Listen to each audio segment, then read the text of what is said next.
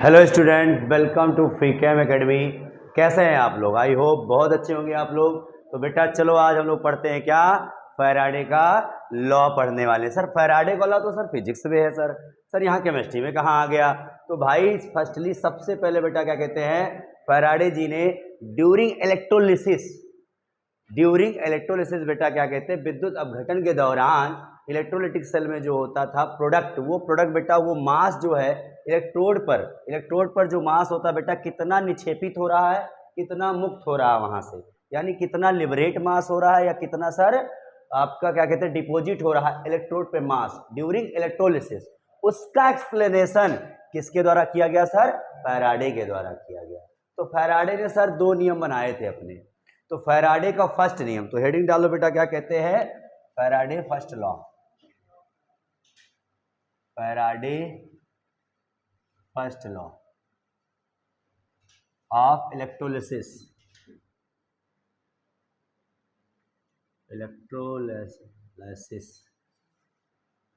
विद्युत अपघटन के लिए विद्युत अपघटन के लिए फैराडे का प्रथम नियम।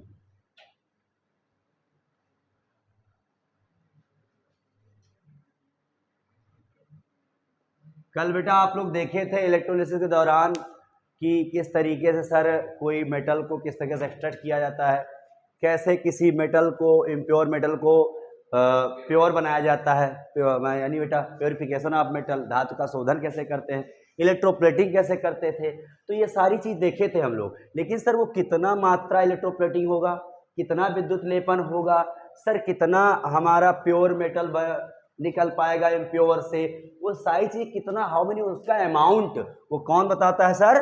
फैराडे का नियम बताता है। ये ध्यान, ठीक बेटा ना। तो फैराडे का नियम के अनुसार बेटा लिखो यहां पर, according to Faraday law, Faraday first law during electrolysis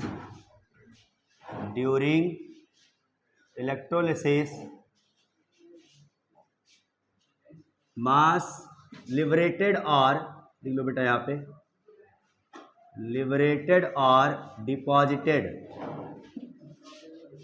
deposited mass on electrode, या फिर अमाउंट आप ले लो बेटा, है कितना मात्रा है ना, तो यहाँ पे during electrolysis amount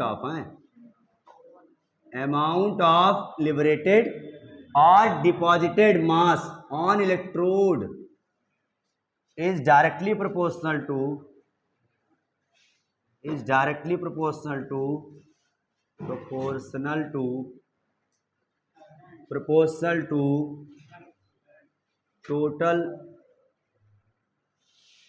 total flowing of current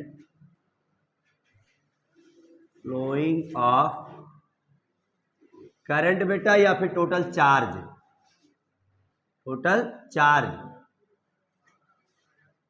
in electrolytic process बेटा हिंदी में लिखो, इसमें क्या कहते हैं आप लोग कि फैराडे के प्रथम नियम के अनुसार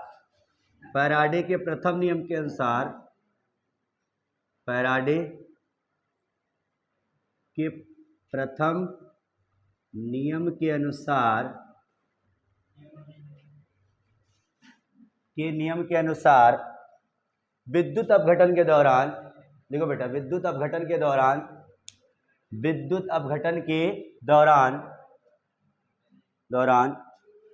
मुक्त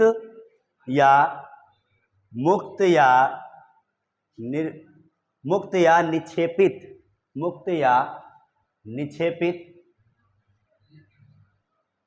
द्रव्यमान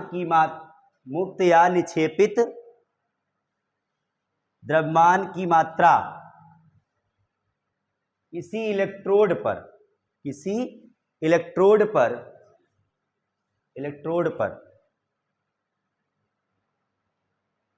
उस विद्युत अपघट के विलयन में उस विद्युत अपघट्ट के विलयन में प्रवाहित कुल आवेश या विद्युत धारा के समानुपाती होता है। सर इसका मतलब क्या हुआ? बहुत आसान सी बात है भैया यहाँ पे कि सर जो मास है, जो जितना यहाँ निकल रहा था वहां जाके छूट रहा, यहां से निकल रहा था, इस एनोड से निकल रहा था आपका बेटा, और कैथोड पे जाके चिपक रहा था, वहां निक्षेपित हो रहा था, वहां मुक्त बेटा क्या कहते हैं डिपॉजिट हो रहा था। तो वो मास बोला गया, वो मास सर W है मान लो, वो sir directly proportional to sir कहा गया Q के चार्ज के, टोटल चार्ज के कहा गया सर। तो यहाँ पे जो W है इक्वल साइन लगाओगे तो ये सर आ जाएगा ZQ हो जाएगा, ध्यान रखना। और Z is a constant. Z क्या है सर? ये कांस्टेंट है, नियतांक है सर। नियतांक है तो कुछ ना कुछ सर इसका मान भी होगा। तो सर Z का मान यहाँ होता है सर आपका यहाँ पे मोलर मास M, किसका सर? जिसका भी आप निकाल ले हो, जिस इलेक्ट्रोड मान लो कॉपर का है, मान लो एल्यूमिनियम, किसी का भी है बेटा, तो उसका मोलर मास अपॉन में NF, अपॉन में बेटा क्या हो जाएगा यहाँ पे सर NF मतलब समझते हो सर ना, कितना इलेक्ट्रॉन लग रहा है उसको बैलेंस करने के लिए, ठीक है ना, उसको रिड्यूस करने के लिए, उसको अपचयित होने के लिए कितना इलेक्ट्रॉन लग रहा है। और सर F मतलब फैराडे कांस्टेंट है आपका। सर M क्या है यहाँ पे सर? मोलर मास है, अणुभार है सर M। क्या है सर ये M? अणुभार है। और N तो सर जान ही गए हो आप लोग, नंबर ऑफ इलेक्ट्रॉन है, number of electron. Sir F क्या है? फैराडे कांस्टेंट है, फैराडे नियतांक बेटा F का मान क्या है सर जी? 96, लगभग 500 कहो चाहे 487, 96, 500 लगभग बोल देना। अगर वैल्यू आपको दी रहेगी 487 बेटा 487 लगाना, वरना नहीं दिया है तो लगभग 96, 500 लगा के आप काम चला लेना। तो F का मान सर होता है इतना कूलाम पर मोल, ये ध्यान रखना, ठीक बेटा ना। सर इसको थोड़ा और तोड़ा जाए, Q बराबर आप लोग जानते हैं सर, आवेश बराबर क्या होता है बताओ? धारा गुणे समय होता है ना। तो सर W बराबर हम और क्या लिख सकते हैं? Z, Q को सर IT बना सकते हैं। ये देखो, ये फाइनल फार्मूला भैया आपको याद रखना है सर। आपको, आप नियम भले भूल जाएं लेकिन ये फार्मूला आपको याद होना चाहिए। सर ये कैसा मास है सर? ये कैसा द्रव्यमान है सर? यहां लिखोगे सर जमा हुआ या फिर निक्षेपित। निक्षेपित को ही जमा हुआ बोलते हैं, जमा हुआ या फिर बेटा मुक्त हुआ, मुक्त हुआ द्रव्यमान, मुक्त हुआ, जमा हुआ या फिर मुक्त हुआ द्रव्यमान। मुक्त मतलब निकलने वाला, लिबरेटेड, इंग्लिश में लिख सकते हो बेटा यहाँ पे लिबरेटेड, या फिर आपका क्या कहते हैं डिपॉजिटेड मास, डिपॉजिटेड मास। कहाँ पे sir? On electrode, on electrode, ये बात कह रहा है। लिबरेटेड और डिपॉजिटेड मास और ऑन इलेक्ट्रॉन बेटा क्या है वो आपका? ये है, यही इक्वल टू हो, यही समानुपाती होता है क्यू चार्ज के आपके, ठीक है ना। ये फार्मूला है, जेड आपका कांस्टेंट है, एन आपका नंबर ऑफ इलेक्ट्रॉन है, फैराडे कांस्टेंट है, एफ इक्वल टू 96, 500 कूलाम पर मोल इसकी वैल्यू होती है, ठीक बेटा ना। सर लगे हाथ, दूसरा लॉ पढ़ लेते उसके बाद न्यूमेरिकल करते इस पे ना, तब समझ में आएगा। हटाएं इसको, फिर नोट कर लो बेटा इसको। Now we will discuss about बेटा Faraday second law. Sir Faraday second law क्या है? ये क्या बता रहा है? मान लो सर हमने दो इलेक्ट्रोलाइटिक सेल ले लिया और उसमें अलग अलग दो इलेक्ट्रोड रख दिया। अब दोनों में सर हम क्या कर रहे हैं? सेम इलेक्ट्रिसिटी प्रोवाइड कर रहे हैं, हम सेम विद्युत धारा। मान लो यहां पे सर क्या कहते हैं 10 एम्पियर की धारा प्रवाहित कर रहे हैं, इस वाले में भी 10 एम्पियर की प्रवाहित कर रहे हैं। तो सर क्या सेम विद्युत धारा प्रवाहित करने से दोनों इलेक्ट्रोलाइटिक सेल में, दोनों विद्युत अपघटन सेल में जो हम विद्युत अपघटन करा रहे हैं, जो इलेक्ट्रोलिसिस करा रहे हैं, क्या उसमें जो मुक्त हुई या फिर जमा हुई या फिर बेटा क्या कहते हैं तुम्हारे लिबरेटेड या फिर डिपॉजिटेड जो मास है, क्या उसका अमाउंट दोनों में बराबर बराबर होगा? नहीं, बराबर नहीं होगा। लेकिन सर जितना अमाउंट में आप मान लो इस वाले में इलेक्ट्रिसिटी आप प्रोवाइड कर रहे हैं और सेम सर बगल में एक और आपने कंटेनर बना दिया सर, उसी में यही वाला कनेक्शन आपने कर दिया सर, सेम कनेक्शन यहां पे कर दिया, सेम इलेक्ट्रिसिटी यहां भी सर आप प्रोवाइड कर रहे हैं, तो क्या होगा सर कि जितना चार्ज आप इसमें कर रहे हैं बेटा, जितना चार्ज इसमें आप कर, चार्ज दोनों का सेम हो गया। अगर चार्ज सेम हो गया बेटा ना, तो इसमें जो मास आपका डिपॉजिट हो रहा या लिबरेट हो रहा या डिपॉजिट हो रहा, सर इसमें जो मास लिबरेट हो रहा यहाँ डिपॉजिट हो रहा, वो दोनों जो मास है वो सर अपने अपने इक्विवेलेंट मास के डायरेक्टली प्रोपोर्शनल हो जाएगा। सिंपल कहानी यहाँ है। यहाँ सर जो मास है वो ये वाले इलेक्ट्रोड का जो मास है बेटा, जो जितना इसमें मुक्त हो रहा है या जमा हो रहा है, ये अपने इक्विवेलेंट मास यानी अपने तुल्यांकी भार से समानुपाती हो जाएगा। ये वाला मास जितना मुक्त हो रहा जमा हो रहा है वो भी अपने तुल्यांकी भार के समानुपाती हो जाएगा। ये कहानी बताया सेकेंड लॉ में। आई बात समझ में नहीं आई तो लिखो पहले, अभी समझ में आएगा, परेशान ना। देखो यहाँ पे लिखो, यहाँ बेटा क्या कहते हैं, according to second law of Faraday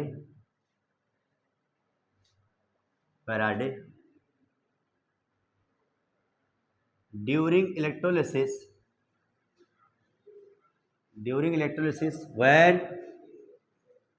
when same quantity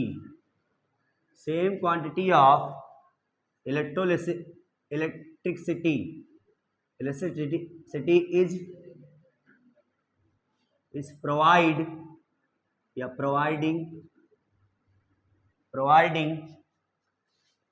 to different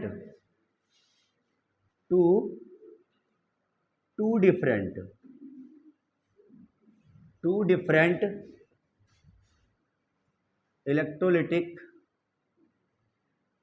cell, दो इलेक्ट्रोलिटिक सेल को बेटा सेम अमाउंट में हम क्या दे रहे हैं, चार्ज दे रहे हैं, करंट दे रहे हैं, इलेक्ट्रिसिटी प्रोवाइड कर रहे हैं, तो क्या होगा सर, देन डिपॉजिटेड और liberated mass on electrode is directly proportional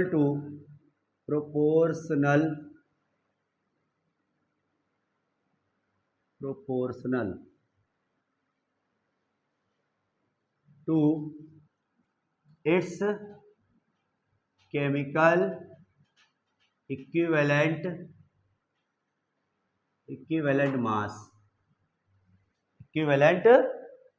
mass.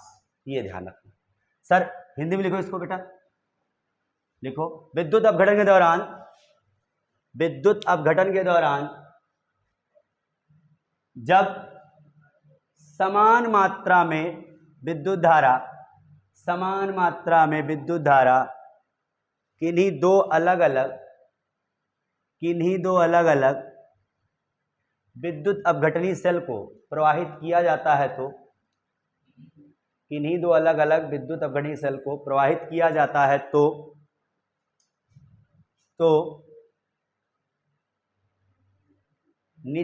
निक्षेपित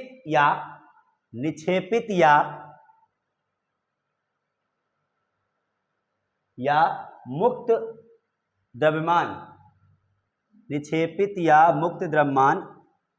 bracket में बेटा लिख लो इलेक्ट्रोड पर ब्रैकेट बंद कर दो, लिखो वह उसके रासायनिक तुल्यांकी भार, वह उस धातु के या फिर इलेक्ट्रोड के रासायनिक तुल्यांकी भार के समानुपाती होता है।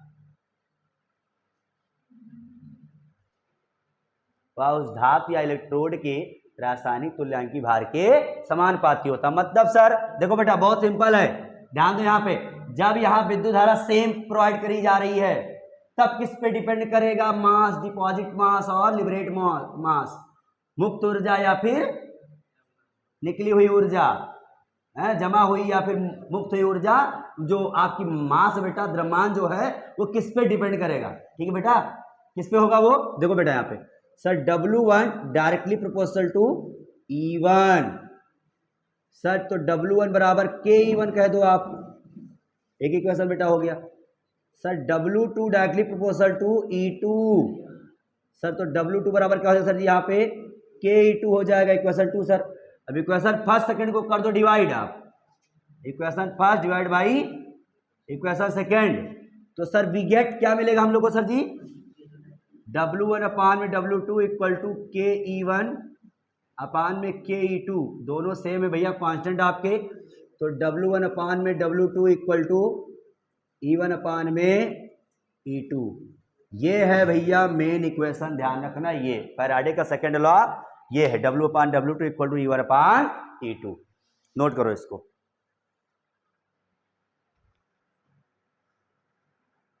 लिखो क्वेश्चन, लिखो बेटा, a solution of copper sulphate is electrolysed for 10 minutes.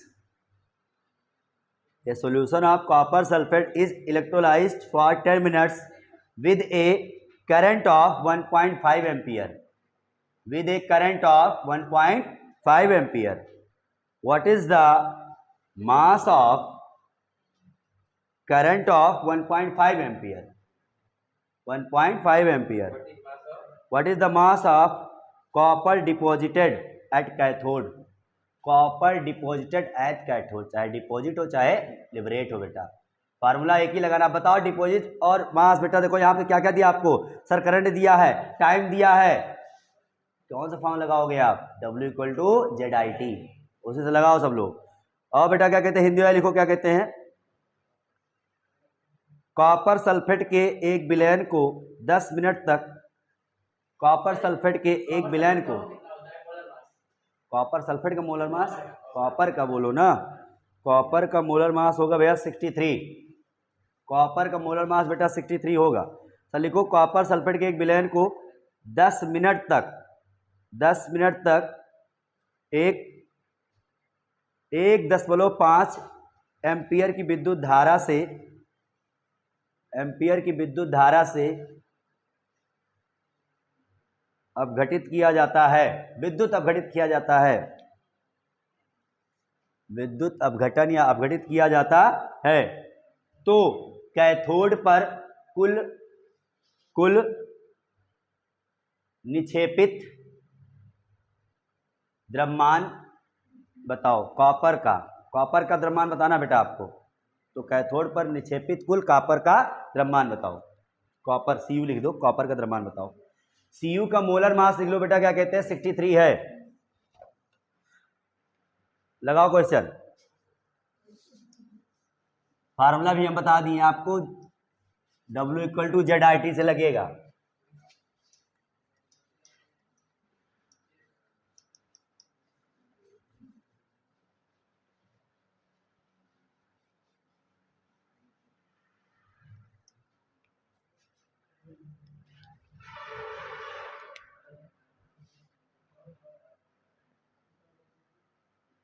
बेटा आपको कॉपर का जो मोलर मास है वो कितना सर जी? 63 ग्राम पर मोल है कॉपर का सर।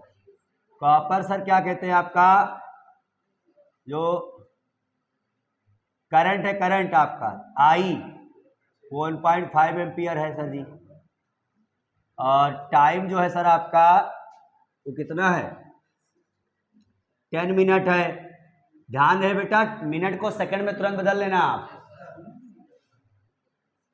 10 × 6 600 सेकंड हो जाएगा आपका। अब सर पता क्या करना है, कॉपर कितना लिबरेट हो रहा है। फार्मूला क्या आप बताएं sir ji? W equal to ZIT। Sir W equal to Z की वैल्यू हमने क्या बताया सर जी? मोलर मास अपान में NF, बोलो बेटा NF इंटू IT। I कितना है सर जी आपका? 1.5। T कितना है सर? 600 सेकेंड। लेकिन यहाँ अभी मुसीबत आएगी आपको N निकालने में, बहुत आसान है बेटा, परेशान नहीं होना आपको। सर मोलर मास 3 आ गया।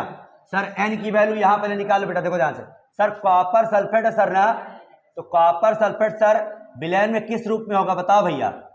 सर Cu2+ रूप में ही तो होगा विलयन में आपके। सर ये Cu2+ आपका सर कैथोड पर निक्षेपित कब होता है बताओ? 2 इलेक्ट्रॉन लेकर के ही तो निक्षेपित होता है। बोलो बोलो भाई।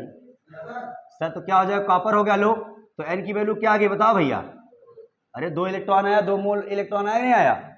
यहाँ सर जो इलेक्ट्रॉन आपका होता है ना वो मोल में होता है, ध्यान रखना। 2 मोल इलेक्ट्रॉन आया आपका, तो सर बस N2 हो गया। F की वैल्यू सर 96,500 ही है। और सर I 15 छक्का 90 कितना हो जाएगा? 90 कि 900? 900 हो जाएगा। 0 0 कट गया आपका, और कट कर दो इसको, कटेगा क्या 9 से? 9 कट करो इसको तो भाई, 9 त्रिक 27 और 9 छंग 54, 54 2 और ये 2 × 965। देखो कितना आया W बराबर, डिवाइड करो इसको 5 6 7 अपान में 2 × 965।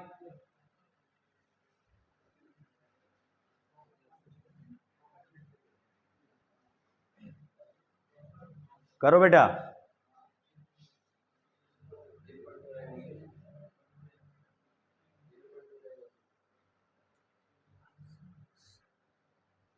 फाइव सिक्स 7 डिवाइड बाई 2 फिर डिवाइड 965।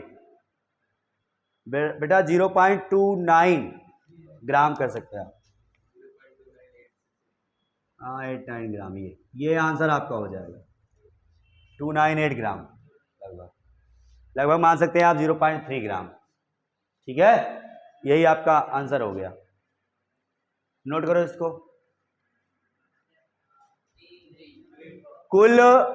कुल आवश्यक आवेश Al3+ आयन से sir Al solid ion, Al solid में बनाने में सर, इसको ठोस में बनाने में कितना चार्ज लगेगा? जल्दी बोलो। और कैथोड पे होता ही जानते हो क्या हो जाएगा? बोलो। पहले क्या निकालोगे आप? टोटल चार्ज निकालना है बेटा इसके लिए आपको। अरे भाई Al3+ जो है वो कितना इलेक्ट्रॉन लेगा Al में जाने के लिए? कितना आसान है। N कितना आ गया? 3 मोल आ गया। सर टोटल चार्ज क्या होता है? बोलो। NF होता है, ये याद रखना आप। टोटल चार्ज लिख लो बेटा फार्मूला आप। टोटल चार्ज का फार्मूला क्या होता है सर जी आपका? NF भी होता है। तो सर जी 2 क्या 3, तो 3F का चार्ज सर लगेगा, ध्यान रखना। कितना चार्ज लगेगा इसमें? 3F का चार्ज लगेगा टोटल चार्ज। ये फार्मूला बेटा लिख लो आप। टोटल चार्ज कुल आवेश, ये भी होता फार्मूला। कुल आवेश बराबर Q बराबर NF। ठीक है, और Q बराबर IT भी होता है आपका। इलेक्ट्रोलिसिस करा रहे हो, Q बराबर NF हो जाएगा। सर इसको बताओ जरा सा, टोटल चार्ज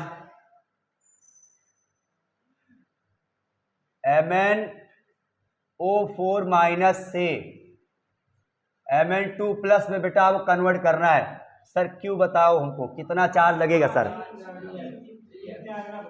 है कितना लगेगा?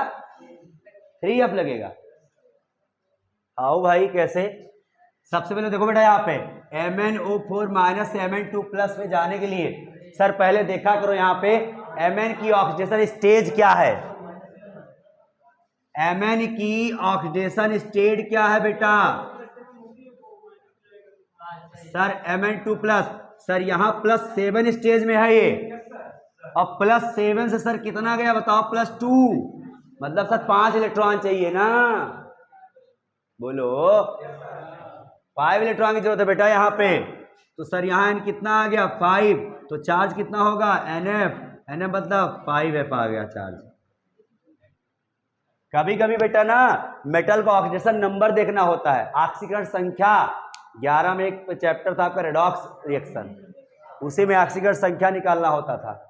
तो उसी से बेटा Mn में देखो 4 दूनी के 8 इसका हो जाएगा, 8 माइनस में, और फिर क्या होगा? बराबर में -1 है उधर, 8 गया उधर, तो माइनस प्लस में 8 -1 +7 तो mn का +7 आ गया सर। यहाँ सर ऑलरेडी जो चार्ज है वो सेम उसका चार्ज ही है, तो 7 से सर 2 प्लस में जाना है, बताओ कितना इलेक्ट्रॉन ऐड करें यहाँ पे 5 इलेक्ट्रॉन, तभी वो रिक्वायर कितना होगा 5 मोल इलेक्ट्रॉन होगा, 5 मोल इलेक्ट्रॉन, तो NF होता है फॉर्मूला आपका, ये हो जाएगा टोटल चार्ज, ये ध्यान रखना, ठीक है ना। तो इस टाइप के बेटा क्वेश्चन आपको करके आना है, बहुत आसान है। Z = IT से और Q = NF से कई क्वेश्चन आपको लगाना है, ध्यान रखना। जैसे मान लो सर यहाँ पे एक क्वेश्चन है, जैसे सर क्या कहते हैं आपको लगाना हो total charge require to copper 2+ into copper solid, बताओ चार्ज कितना होगा 2F। कितना आसान है भाई, भाई 2 ही इलेक्ट्रॉन तो चाहिए इसमें आने के लिए हमको, बोलो Cu2+ से 2 ही इलेक्ट्रॉन लेकर के तो ये रिड्यूस हो गया, अपचयित होगा भैया ये, तो 2F आया कि नहीं आया सर। F कांस्टेंट है, F की वैल्यू लो भैया, रखना चाहे तो लो, रख दो, लो कोई दिक्कत नहीं है। इतना कूलाम हो जाएगा चार्ज, इतना कूलाम आएगा बेटा, इतना कूलाम आता है आंसर, ध्यान रखना, ठीक है। तो कितना जितना आयनाइज होगा उतना इलेक्ट्रॉन बेटा लेकर के वो क्या कर जाएगा, रिड्यूस हो जाएगा, अपचयित हो जाएगा। सर ऐसे मान लो क्या कहते हैं Fe3+ हो जाए, Fe3+ सर Fe में क्या होगा बताओ 3F यूज हो जाएगा, नहीं आसान है। तब फिर बताओ तो इस अच्छा सर जी Al2O3 से Al में कैसे होगा, बताओ जल्दी से। Al2O3 में Al से सर Al में यहाँ से +3 स्टेज में है और इससे 0 स्टेज में जाने के लिए कितना चाहिए बताओ, 3 इलेक्ट्रॉन चाहिए इसको, 3F। तो कभी कभी बेटा यहाँ डायरेक्ट आयन दे देगा और डायरेक्ट कंपाउंड भी दे देगा आपको, तो यहाँ ऑक्सीडेशन स्टेज निकालना पड़ेगा आपको। तो यहाँ ऑक्सीजन Al का कितना +3 है, 0 में जाने के लिए इसको 3 इलेक्ट्रॉन की जरूरत पड़ेगी इसको। परेशान ना हो, जब एक्सरसाइज क्वेश्चन कराएंगे ना तो और डाउट तो आपका क्लियर हो जाएगा। ओके, बाकी ऐसे ही क्वेश्चन बेटा लगाते रहो। Okay, thank you, best of luck, revision करते रहो।